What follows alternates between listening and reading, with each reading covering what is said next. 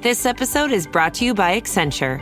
When your advertising operations fall out of sync, everything else follows. Spotify and Accenture are working together to reinvent the rhythm of ad sales, using automation, analytics, and smarter workflows to simplify campaign delivery and access better data across the business. The result? Less time spent on operations, more time connecting brands with the moments and fandoms that matter most.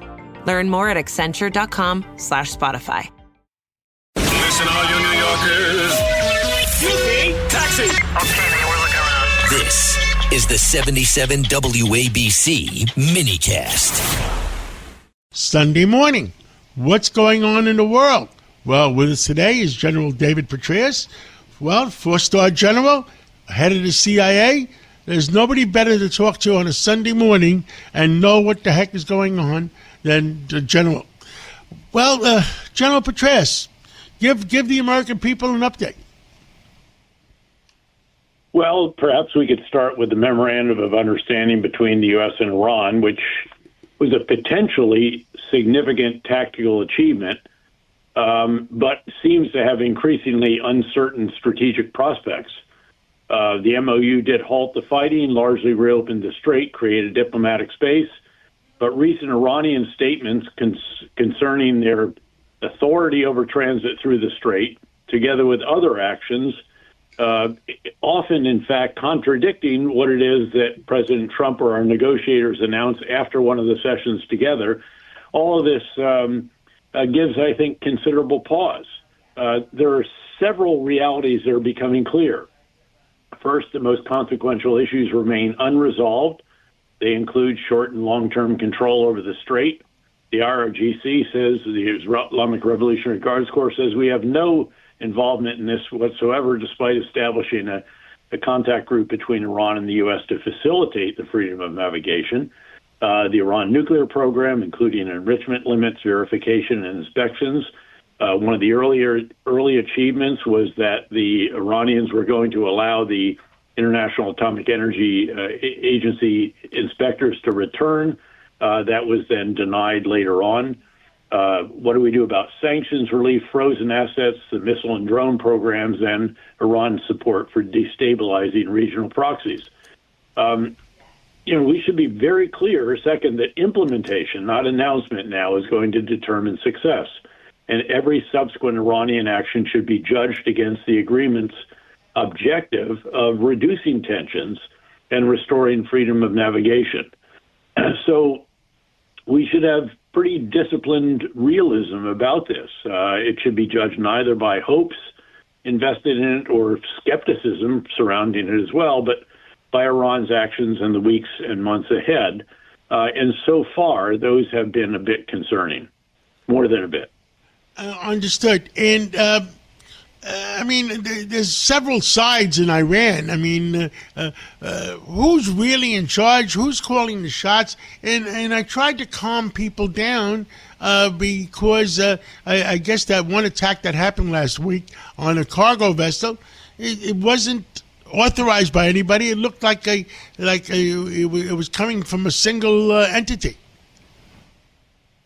Well, more recently, just in the last 24 hours, there were apparently 4 drones launched against vessels. 3 of them were knocked down, 1 hit, and that's sort of frozen all the energy and activity around the clearing out of the vessels inside the Gulf and even replacing their crews who have been stuck on board there for a number of months.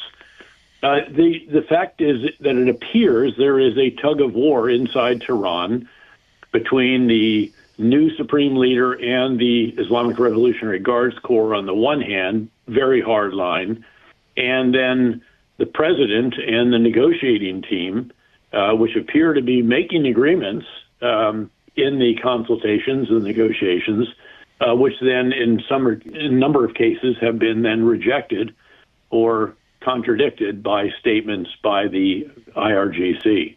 So this is difficult. These are tough negotiations to begin with, but it's even tougher if the negotiators can't count on support back in their home country capital.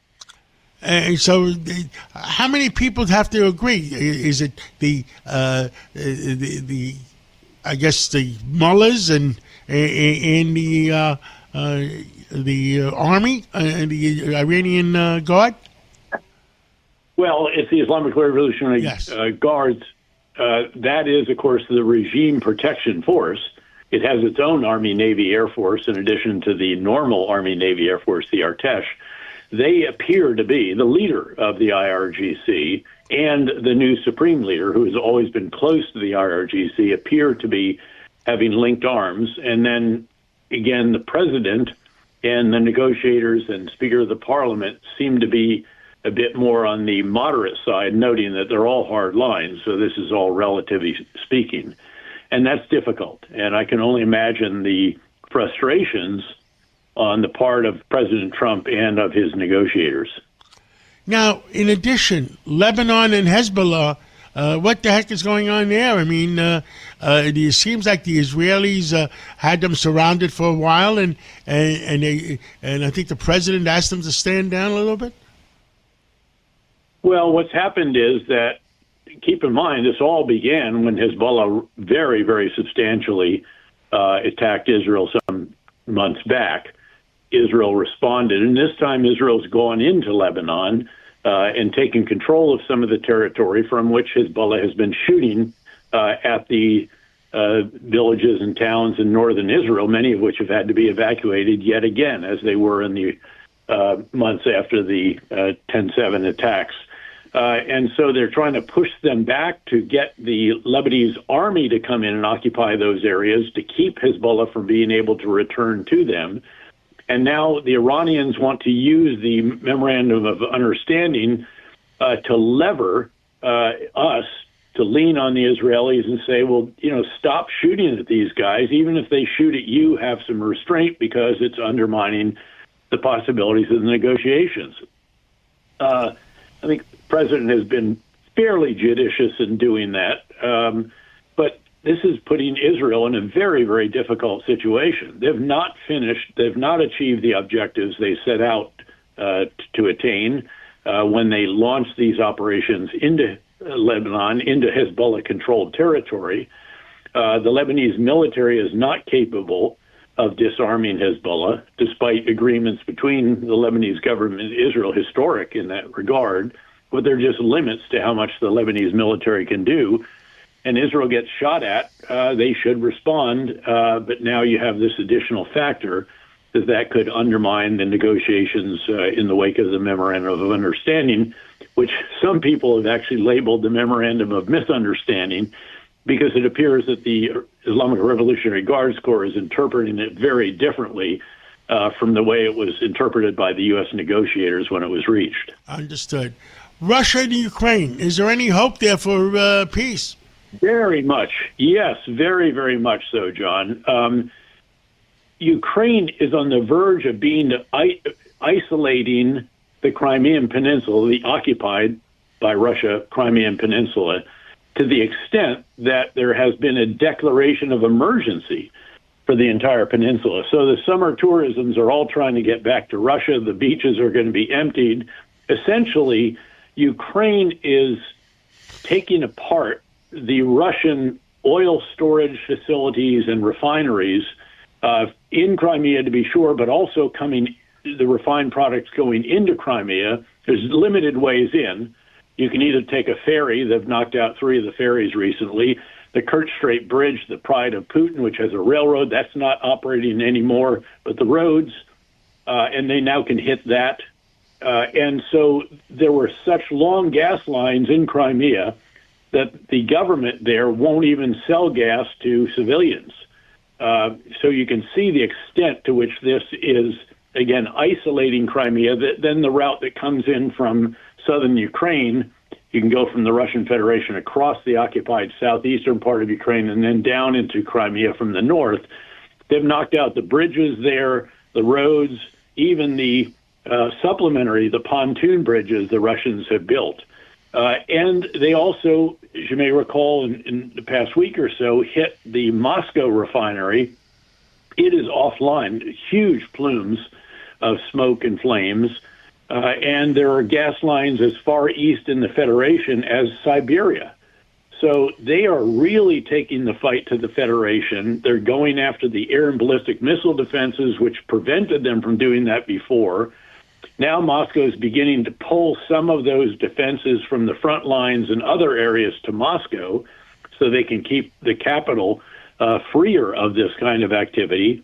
And yet Ukraine is going after. And now they're starting to isolate the front lines to a degree as well.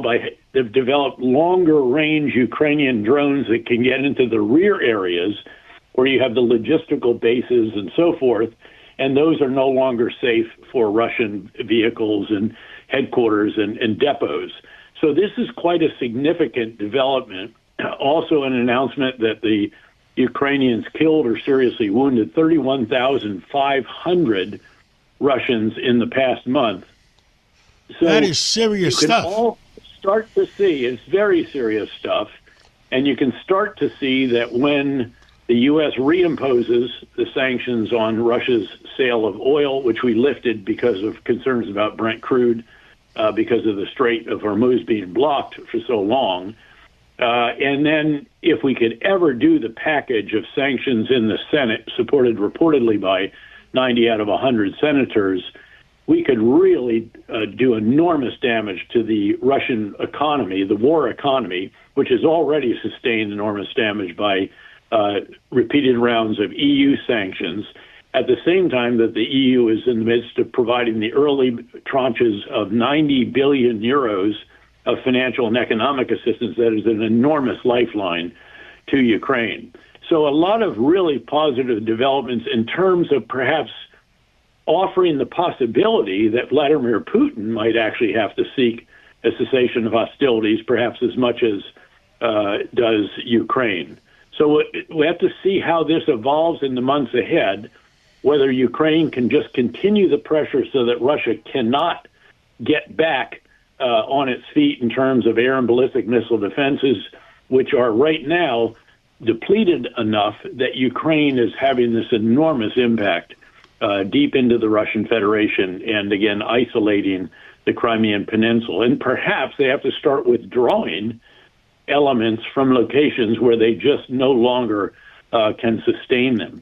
So, again, quite a very important development. We need to be careful, as always, because the Ukrainians on their side have an Achilles heel when it comes to ballistic missile defense, especially getting the missile interceptors, because, of course, of the heavy usage of them in the conflict with Iran.